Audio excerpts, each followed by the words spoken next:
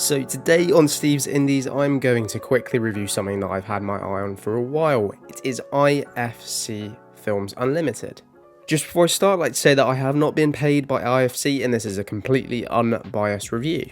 So while I was briefly browsing the IFC Films website, I came across this up here, IFC Films Unlimited. So I clicked on it and it essentially took me to this start your free trial today. I haven't signed up on this device, but I will just briefly review and explain what happened. So if you were wondering, IFC Films Unlimited is a subscription video on-demand streaming channel. And what it gives you is independent film selections that are theatrically released or award-winning films from the past. These range from 3 IFC-owned labels, IFC Films, IFC Midnight, and SundanceSelects. It is a streaming service that they say is designed for specialist or specific film fans, whatever that means. It just gives you something extra if you want new stories or films that are outside of the mainstream film industries. So on my channel, you know that I cover independent cinema, and if you are like me and you like that kind of stuff, then this is definitely something that I would consider subscribing to. It comes with a free trial like a lot of different streaming services, and what you do is you essentially buy it with a subscription package. So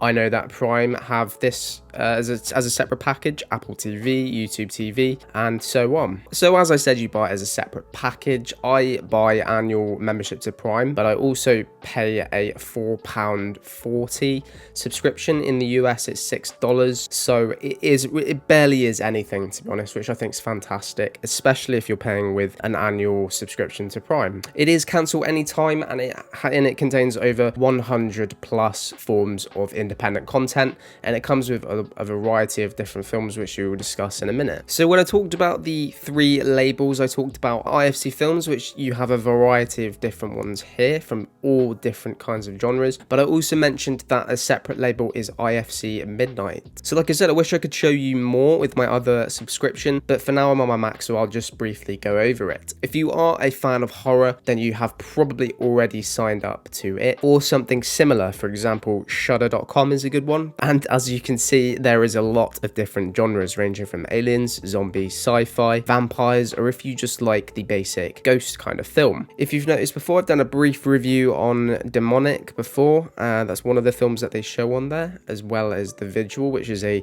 Jewish supernatural film which looks really, really good. I haven't seen a lot of these just yet, but if we just go on, for example, zombies, there's those kind of films, or crime. If you want something that's less fantasy based, I've heard that Disappearance on Clifton Hill is actually a very, very good film. As I mentioned in 2 previous videos, I do like the kind of demonic side of it as well, so the occult is also a part of the genre as well. So as you can see, it does have a lot of different genres, and there is something there for everyone, which is a fantastic part of the subscription. So as I said before, there is a massive variety of different genres and films, and something there for everyone, which is a big bonus of the subscription. Going over IFC Films and SundanceSelects, these are the kind of films that you get. Blue is the Warmest Colour is a foreign French film that I watched 3 years ago about a couple in Paris. It's very, very good as well. One of the top independent films. Ghost Stories, which got mixed reviews, is British horror. What else?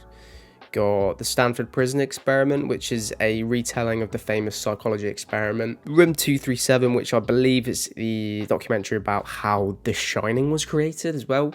I think Stephen King spent time in Room 237.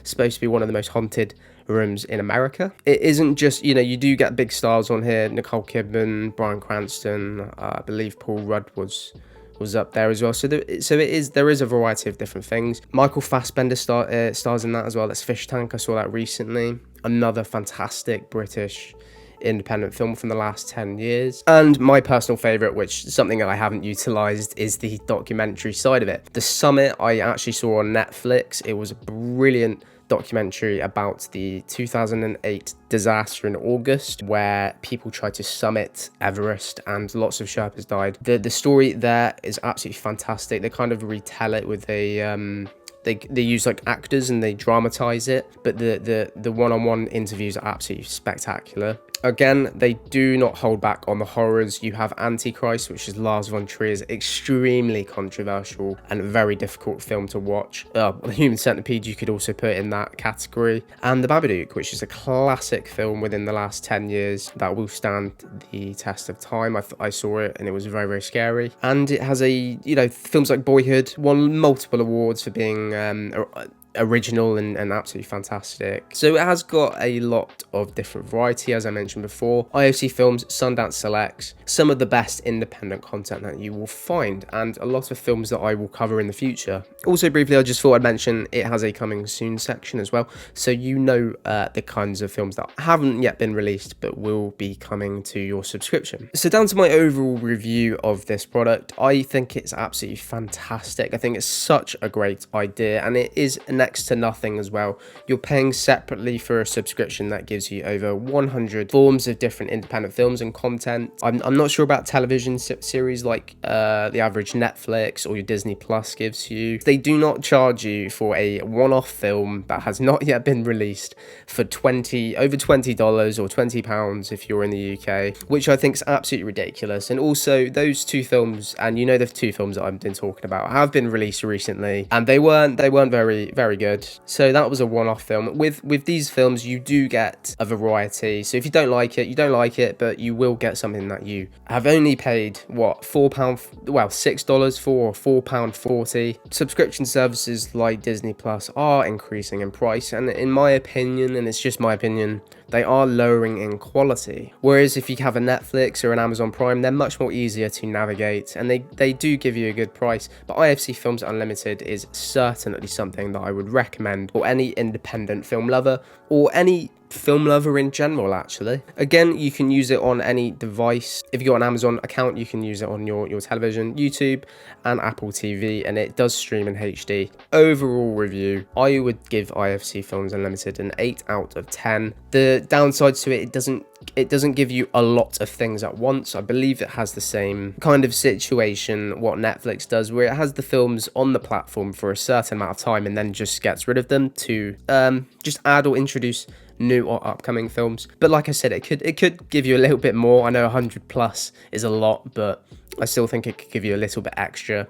Things like Amazon give you a hell of a lot, but a good solid 8 out of 10. If you've liked this video, then please hit that thumbs up and subscribe for more independent content. I will be doing more reviews on IFC Films and IFC Films Unlimited in the future. And yes, on that note, take care everybody.